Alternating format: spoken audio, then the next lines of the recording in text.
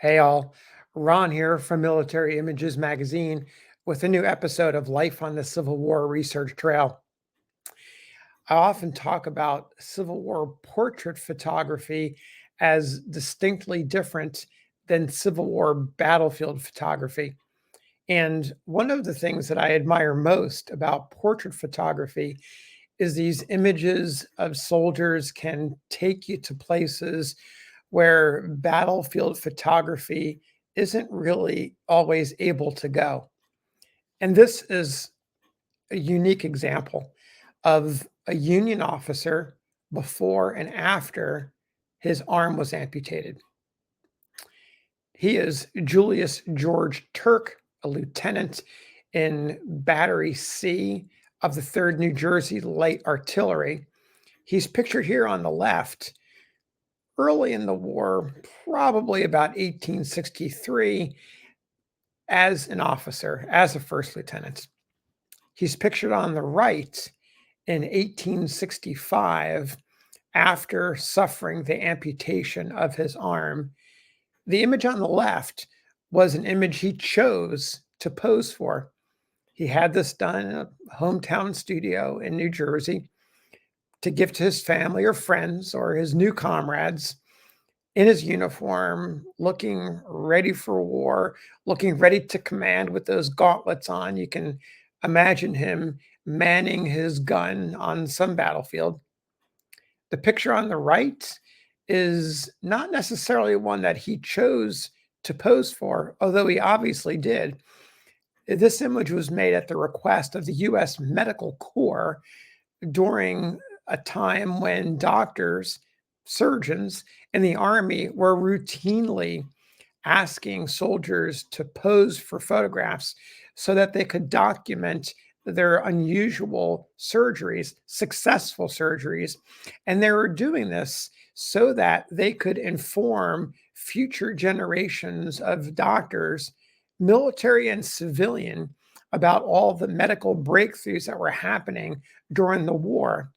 And now, from the vantage point of the 21st century, we can look back at the 19th century and think about how primitive surgeries were.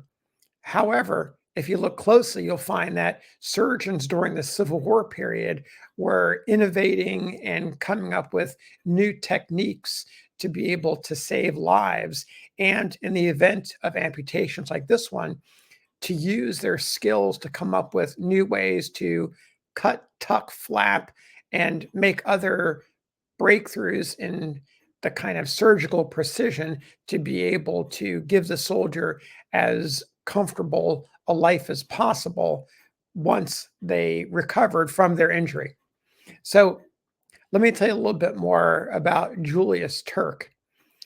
He was in March 25th of 1865. He was with his battery along the front lines, the siege lines at Petersburg in Virginia.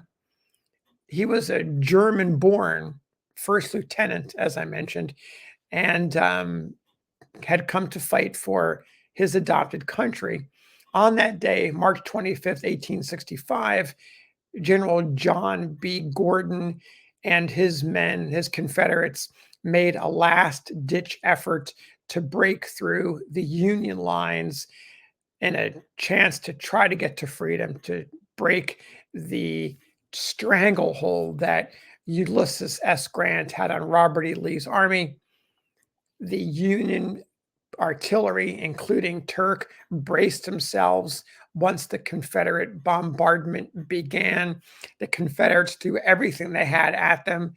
Solid shot, case shot, mortar shells were firing. And there came a moment in time when Turk was manning his gun, as he always did, directing fire, trying to get the angle just right. And as he was in the act of directing his gun, a shell came and just hit him in the arm and tore the arm completely off. Of course, he was carried to safety. He was carried to a hospital where the amputation was performed.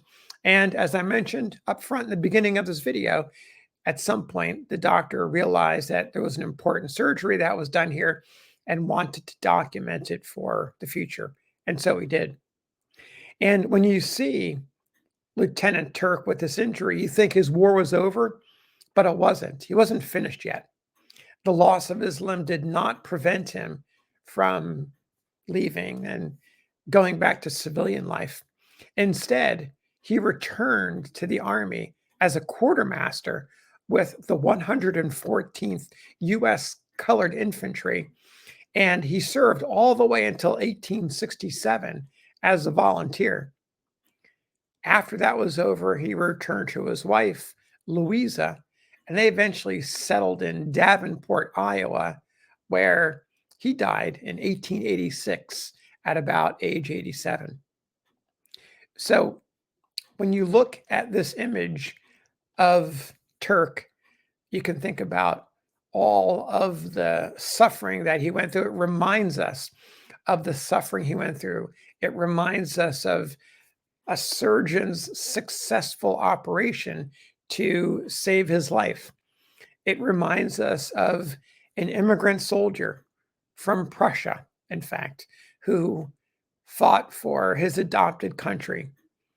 This image tells us a lot. It shows us what an artilleryman, an artillery officer looked like during the war period. There's so much that's packed into this couple of images. And one more thing I should mention. It's rare, it's unusual to find these before and after images of soldiers. And in Turk's case, it's unusual the way he happens to be posed.